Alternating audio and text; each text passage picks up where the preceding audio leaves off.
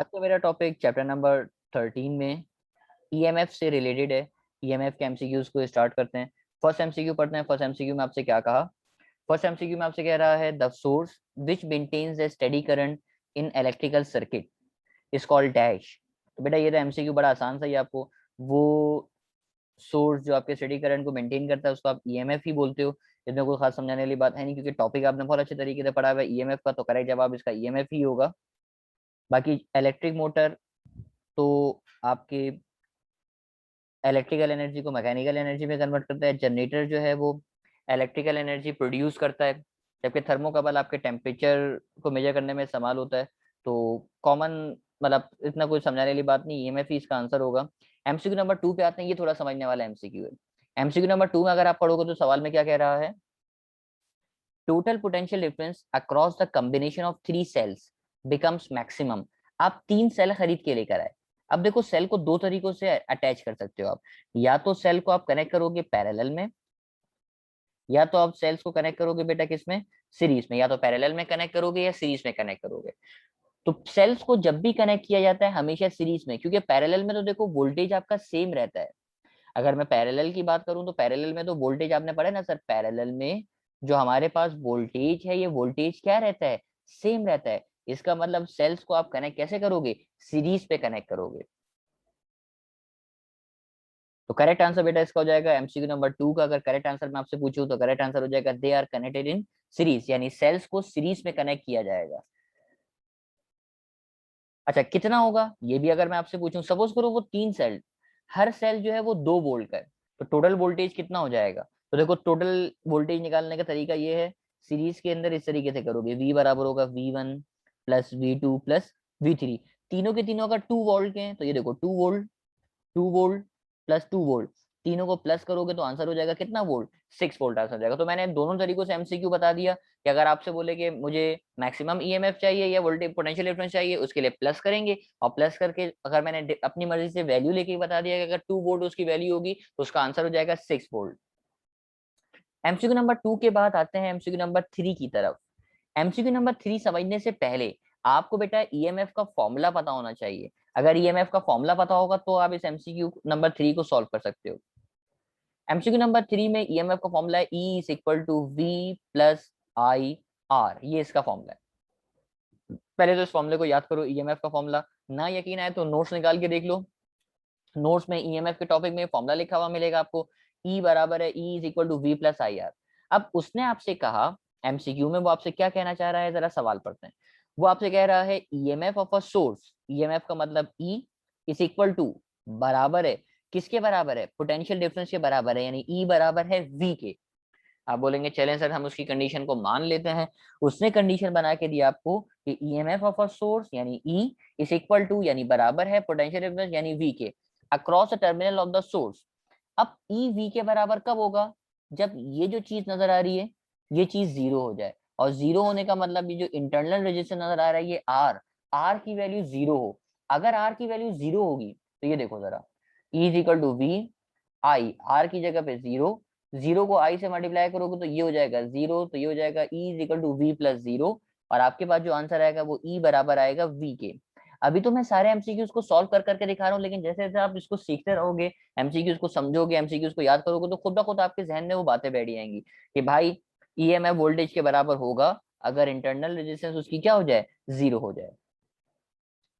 इसी तरह का एमसीक्यू एमसीक्यू नंबर 4 भी मुझे नजर आ रहा है। एमसीक्यू नंबर 4 भी सेम सवाल है कि EMF of a battery is the voltage between its terminal, यानी ईएमएफ ऑफ अ बैटरी का मतलब ई बराबर हो जाए वी के। कब होगा सर? जब आर की वैल्यू जीरो हो जाए, यानी it's internal resistance is minimum. और मिनिमम का मतलब होता है ना कम से कम, और कम से कम का मतलब होता है कि उसकी वैल्यू किसके बराबर हो जाए बेटा? जीरो के बराबर हो जाए। तो ये इसका आंसर हो गया। एमसीक्यू नंबर 5 देखिए, एमसीक्यू नंबर 5 का आंसर क्या होगा? तो ये रहा एमसीक्यू नंबर 5। एमसीक्यू नंबर 5 में आपसे कहा EMF of a source in the presence of internal circuit. अब तो देखो फॉर्मूला जो लिखा हुआ है ना वो ये लिखा हुआ है, E is equal to V plus I R. मैंने फॉर्मूले को ऊपर से ही देख के लिखा, ये जो फॉर्मूला लिखा हुआ है ना जिसमें मैंने स्टार बनाया हुआ है, इसी फॉर्मूले को देख के मैंने लिखा E is equal to V plus I R. अब लेकिन इस तरह का फॉर्मूला आपको लिखा हुआ नजर ही नहीं आ रहा होगा। इसलिए नजर नहीं आ रहा क्योंकि उसने V को भी बेटा ओपन किया हुआ है। ये जो V नजर आ रहा है, आप इस V को अगर ओपन करोगे, ये जो V नजर आ रहा है, इस V को आप ओपन करो। बेटा V को ओपन करोगे तो आप लोगों ने ओम्स लॉ पढ़ा है ना, तमाम लोगों ने पढ़ा होगा। सर ओम्स लॉ बराबर होता है V इज इक्वल टू आई और कैपिटल R। तो V की जगह पे आ जाएगा I R plus I small r. अब देखो इस तरह का फॉर्मूला कौन सा वाला आपको दिख रहा है? इस तरह का फॉर्मूला अगर आपको दिख गया तो आप करेक्ट आंसर तक पहुंच जाओगे। ये ऑप्शन कौन सा दिख रहा है? तो आप बोलेंगे सर करेक्ट आंसर मुझे दिख रहा है ऑप्शन नंबर सी, यानी ऑप्शन नंबर सी इसका करेक्ट जवाब हो जाएगा। इसी तरह का एमसीक्यू नजर आ रहा है, एमसीक्यू नंबर 6। एमसीक्यू नंबर 6 भी पढ़ो बेटा, क्या लिख रहा है, क्या बोल रहा है वो आपसे। एमसीक्यू नंबर 6 में आपसे बोल रहा है EMF of a source in the absence of internal resistance. बेटा एब्सेंस का मतलब ये है कि इंटरनल रेजिस्टेंस नहीं है, और इंटरनल रेजिस्टेंस ना होने का मतलब स्मॉल आर की वैल्यू क्या होगी? जीरो होगी। भाई ये बात समझ में आती है नहीं आती? मैंने क्या कहा आपसे, उसने एमसीक्यू में आपसे कहा कि आपके पास ईएमएफ बताइए, ईएमएफ किसके बराबर होगा? In the absence of internal resistance. Absence of internal resistance का मतलब ये है कि इंटरनल रेजिस्टेंस नहीं है, और इंटरनल रेजिस्टेंस ना होने का मतलब स्मॉल आर की वैल्यू क्या है मेरे पास? जीरो है। तो फॉर्मूला हो जाएगा मेरे पास E is equal to I R.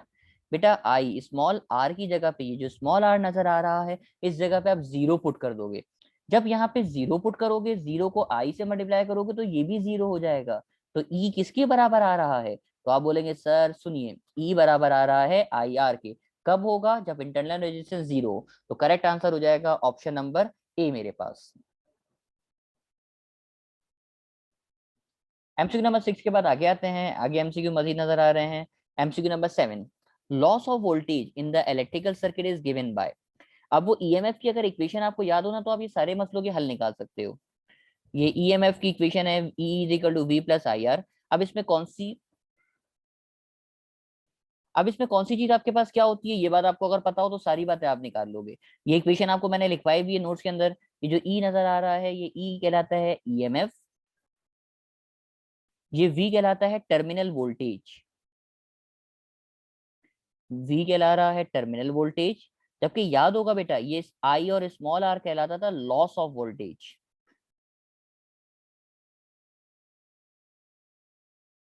ये कहलाता है मेरे पास क्या?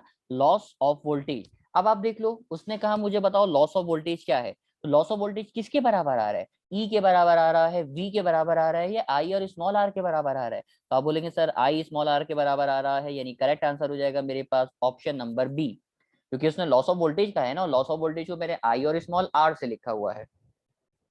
एमसीक्यू नंबर 7 के बाद MCQ number 8, the terminal potential difference of a battery is equal to its EMF. अरे फिर वही बात आ गई कि भाई ईएमएफ टर्मिनल वोल्टेज के बराबर होगा। कब बराबर होगा? जब उसकी इंटरनल रेजिस्टेंस, आपको बताया ना अभी अभी कि ईएमएफ टर्मिनल वोल्टेज के बराबर होगा जब इंटरनल रेजिस्टेंस क्या हो जाए? जीरो हो जाए। ये ऊपर भी एमसीक्यू देखो बार बार मैं करवा कर आया, ये लिखा हुआ कि ईएमएफ, ये लिखा हुआ ईएमएफ टर्मिनल वोल्टेज के बराबर है अगर आर बराबर हो जाए किसके? जीरो की। और यही एमसीक्यू दोबारा रिपीट हुआ कि ईएमएफ टर्मिनल वोल्टेज के बराबर है अगर इंटरनल रेजिस्टेंस उसकी क्या हो जाए? जीरो हो जाए। इंटरनल रेजिस्टेंस का मतलब स्मॉल आर की वैल्यू जीरो हो जाएगी। एमसीक्यू नंबर 8 के बाद एमसीक्यू नंबर 9। एमसीक्यू नंबर 9 में उसने आपसे कहा when it is desired to increase the current in the circuit without affecting its voltage the batteries must be connected in dash. अब देखो उसने कहा कि विदाउट इफेक्टिंग इट्स वोल्टेज। सबसे इंपॉर्टेंट बात यही है, यहां से ही आपको बात समझ में आ जाएगी कि आपको वोल्टेज को चेंज नहीं करना। देखो सेल या बैटरी को लगाने के दो तरीके, या तो सीरीज में लगाओ या तो पैरेलल में लगाओ। सीरीज में लगाओगे तो करंट सेम होगा, वोल्टेज ऐड होगा, वोल्टेज बढ़ेगा। पैरेलल में लगाओगे तो पैरेलल में लगाने से करंट ऐड होता है और वोल्टेज सेम रहता है। ये बात जरा पहले आप याद कर लो। सेल्स को कनेक्ट करने के दो तरीके मैंने लिख दिए, दोनों तरीके आप याद करो जरा। ये सीरीज में कनेक्ट करो या पैरेलल में। सीरीज में कनेक्ट करोगे तो करंट सेम, वोल्टेज ऐड होगा। और पैरेलल में कनेक्ट ऐड करो, पैरेलल में कनेक्ट करोगे तो करंट ऐड होगा, वोल्टेज सेम होगा। उसने कहा इंक्रीज द करंट, करंट को बढ़ाना है। अब करंट को ऐड करने का तरीका कौन सा वाला आपको नजर आ रहा है? करंट को ऐड करने का तरीका आप बोलेंगे सर करंट को बढ़ाना है, करंट को ऐड करना है, इसका मतलब सेल्स को कैसे कनेक्ट करना है? सेल्स को कनेक्ट करना है पैरेलल में। तो करेक्ट आंसर हो जाएगा मेरे पास option number B. MCQ number 9 के बाद आगे बढ़ते हैं, मजीद एमसीक्यू, लास्ट एमसीक्यू नजर आ रहा है MCQ number 10। The EMF of a battery has an internal resistance R. If a current I is drawn from it, then its terminal voltage is given by, आपको terminal voltage यानी V का formula बना के दिखाना है। अब V का formula क्या बनेगा जरा देखते हैं। मेन इक्वेशन याद है ना, तो आप बड़े आराम से इस एमसीक्यू को सॉल्व कर लोगे। मेन इक्वेशन ये थी, E is equal to V plus I R. जो मैंने ईएमएफ की आपको इक्वेशन लिखवाई ना, ये इक्वेशन याद कर लो पहले तो। ईएमएफ की इक्वेशन लिखी हुई है, E is equal to V plus I R. अब मुझसे जो मांग रहा है वो मांग रहा है मुझे V निकाल के दिखा दो। अब देखो मुझे V अगर चाहिए तो आई आर लेफ्ट पे आके क्या हो जाएगा, माइनस हो जाएगा। आप बोलेंगे यस सर, ये हो जाएगा E minus I R is equal to V, या पलट के लिख दोगे V is equal to E minus I R. अब देखो इक्वेशन कौन सा वाला फॉर्मूला मैच कर रहा है, कौन सा ऑप्शन मैच कर रहा है इस इक्वेशन से, तो आप बोलेंगे सर करेक्ट आंसर आ रहा है ऑप्शन नंबर ए, यानी ऑप्शन नंबर ए इसका करेक्ट जवाब हो जाएगा। V is equal to E minus I R. यहाँ पहुंच के आपके ईएमएफ के जो एमसीक्यूज थे वो कंप्लीट हुए। उम्मीद करते हैं आप तमाम लोग को एमसीक्यूज क्लियर होंगे।